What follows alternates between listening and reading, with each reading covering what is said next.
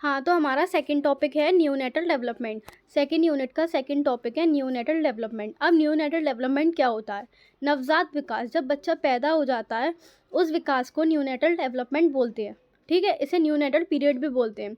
जन्म से लेकर 28 दिन तक यह समय अत्यंत नाजुक होता है। जब बच्चा पैदा होता है, जब वो 28 दिन तक का होता है, वो समय बहुत ही नाजुक होता है, क्योंकि बच्चा नई दुनिया के लिए एडजस्ट कर रहा होता है ना। क्योंकि जो बच्चा होता है वो नई दुनिया के लिए एडजस्ट कर रहा होता है, तो इस पीरियड को हम न्यूनेटल पीरियड बोलते हैं, और हम इसे न्यूनेटल डेवलपमेंट भी बोलते हैं। नवजात विकास, नवजात विकास। ठीक है, अब जो नवजात विकास है इसके 2 पार्ट दिए गए हैं कि नवजात शिशु की इंद्रिय क्षमताएं। ठीक है, जब बच्चा पैदा होता है तो वो क्या क्या चीज़ उस वो फील होती है।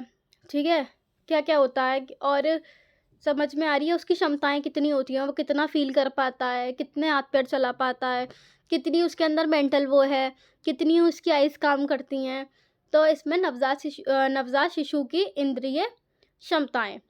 ठीक है, सबसे पहले आती है दृष्टि। तो जो दृष्टि होती है, जन्म के समय दृष्टि बहुत कमज़ोर होती है। मतलब जो बच्चा देखता है ना, आंखों की रोशनी जो जो नज़र आती है इधर उधर, तो वो बहुत कम होती है। बच्चा 8 से 12 इंच दूर की चीज़ें देख सकता है। तेज़ रोशनी पसंद नहीं करता। चेहरे पहचानने की क्षमता धीरे धीरे बढ़ती है। ठीक है, बच्चे के पास सिर्फ 8 से 12 इंच दूरी की चीज़ देख सकता है सिर्फ, और उसकी आंखों की रोशनी तेज़ नहीं होती। आंखों की रोशनी वो ज़्यादा नहीं देख पाता, मतलब जो बाहर की रोशनी होती है उसकी आंखें, क्योंकि अंदर पेट में से वो बिल्कुल अंधेरे में से आया हुआ होता है, तो उसे रोशनी पसंद नहीं है ना। चेहरे पहचानने की क्षमता धीरे धीरे बढ़ती है। ठीक है, जन्म से लेके है ना 28 दिन तक बढ़ जाती है। उसके बाद श्रवण शक्ति, सुनने की शक्ति, हियरिंग। बच्चा जन्म से ही आवाज़ सुन सकता है।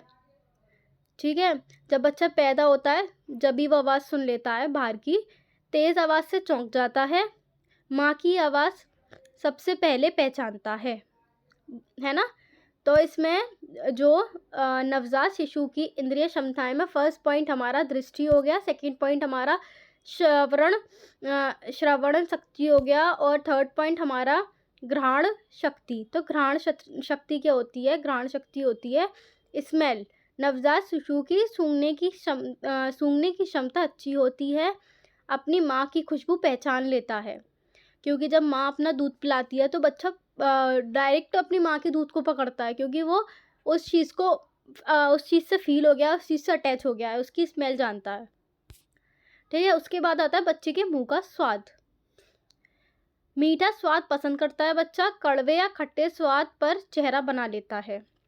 जो बच्चे होते हैं, दवाई कड़वी होती है या कोई और टेस्ट होता है तो बच्चे इतने गंदे गंदे मुंह बना लेते हैं, देखा होगा, बड़े स्वीट स्वीट से, है ना। उसके बाद आता है स्पर्श, टच।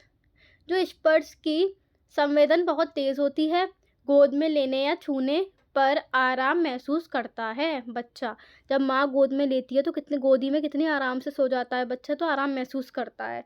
और स्पर्श की संवेदना बहुत तेज़ होती है कि अगर उसने किसी नोच दिया या किसी ने उसे हल्का सा टेढ़ा कर दिया, उसके बॉडी कहीं से वो हो गई, दब गई, तो बहुत जल्दी रो जाएगा। ठीक है, अब हमारा फर्स्ट तो हो गया ये सेंसरी कैपेसिटी इन न्यूनेटल्स, और हमारा अब सेकंड स्टार्ट हो रहा है मोटर कैपेसिटीज़ इन न्यूनेटल्स। ठीक है, न्यूनेटल्स। ठीक है, तो मोटर कैपेसिटीज़ इन न्यूनेटल। ठीक है, तो इसका मतलब क्या होता है? जब वो तो हम बच्चे के देखने, सुनने, महसूस करने के बारे में, टेस्ट के बारे में पढ़ रहे थे। अब आती है उसकी गतिविधियाँ। ठीक है, नवजात शिशु के शरीर की शुरुआत गतिविधियों परिवर्तन क्रिया होती है। ये ऐसी प्रक्रिया है जो बच्चा आप बिना सीखे करता है। ठीक है। आप बनने सीखे करता है मतलब उसके हाथ पैर बढ़ने लगते हैं या हाथ हिलाने लगता है ना, बैठना शुरू कर देता है, रेंगना ज़मीन में शुरू कर देता है, बेड पे रेंगना शुरू कर देता है। तो वो हम लोग तो उसे नहीं सिखा रहे, वो तो नेचुरल है ना, जो उसके अंदर गतिविधियाँ परिवर्तन आते हैं, है ना, परिवर्तित क्रिया। उसके बाद इसका जो स्टार्ट होता है फर्स्ट पॉइंट उसका है रूटिंग परिवर्तन।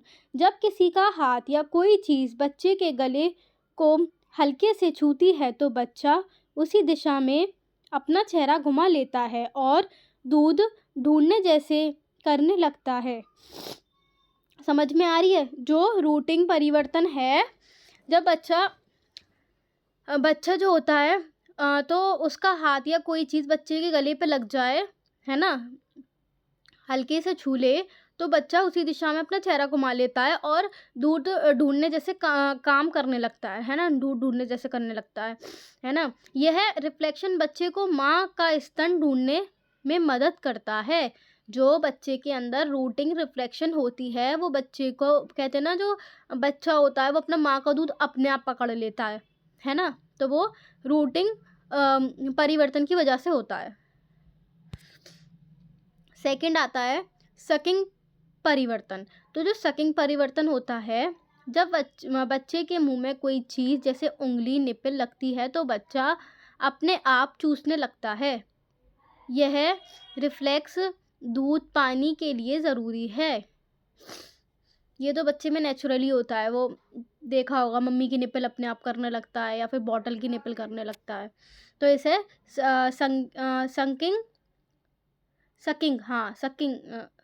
सकिंग परिवर्तन कहते हैं। उसके बाद है ग्रेस्पिंग परिवर्तन। तो ग्रेस्पिंग परिवर्तन क्या होता है? अगर आप बच्चे की हथेली में अपनी उंगली रखें तो बच्चा उसे ज़ोर से पकड़ लेता है। यह रिफ्लेक्स जन्म के समय बहुत मजबूत होते हैं। हाँ, ये तो बात है, बच्चा उंगली पकड़ लेता है आराम से।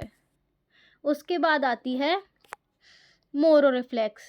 तो मोरो परिवर्तन चौंकने की क्रिया। अगर तेज़ आवाज़ हो जाए या अचानक झटका लगे तो बच्चा हाथ पैर फैला देता है, फिर वापस मोड़ लेता है। चेहरे पर हल्का डर दिखाई देता है, इसे चौंकना भी कहते हैं। बच्चा चौंक जाता है। मोरो रिफ्लेक्स में ज़्यादा कुछ नहीं है, मोरो परिवर्तन में यही है कि बच्चा चौंक जाता है, चौंकना कहते हैं उसे। ठीक है, अब हमारा लास्ट रह गया है स्टेपिंग रिफ्लेक्शन, चलने जैसे रिफ्लेक्स स्टेपिंग परिवर्तन।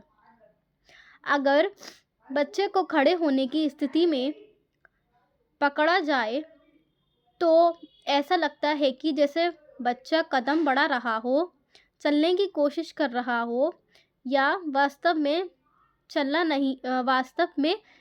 नहीं है, केवल जन्मजात रिफ्लेक्स है। हाँ, होता है, बच्चे पैर हिलाने की कोशिश करते हैं अगर हम उन्हें खड़ा करते हैं दोनों हाथों से पकड़कर, तो इसमें स्टेपिंग रिफ्लेक्स में इतना ही है। अगर एग्ज़ाम में मैं बता दूँ, इस एग्ज़ाम में ये भी आ सकता है कि explain neonatal and sensories and motor capacities, तो हम लोगों को यही करके आना है पूरा, जितना भी है। ये सब नोट्स हैं, बहुत छोटे छोटे हैं, वरना तो अगर आप बुक्स देखोगे उसमें इतना सारा लिख रहा है, इसमें सिर्फ इतना ही है। स्क्रीनशॉट ले लो, अपनी नोटबुक में बना लो और इसे याद करने की कोशिश करो। और अगर कोई भी क्वेश्चन चाहिए या फिर मुझसे पूछना है तो वो तुम मेरे से कमेंट में पूछ लो, या फिर मैं अपनी इंस्टा आई डी वहाँ पे वो कर दूँगी, तो मेरी इंस्टा आई डी से पूछ लेना क्वेश्चंस। नोट्स मैं बहुत कम बना रही हूँ जिससे तुम लोगों की तैयारी भी हो जाए और समझ भी जाओ, और बिल्कुल हिंदी में बना रही हूँ, कोई ऐसे वर्ड यूज़ नहीं कर रही जो समझ में ना आए। और अगर कोई वर्ड समझ में नहीं आ रहा तो गूगल से सर्च करके देख लो।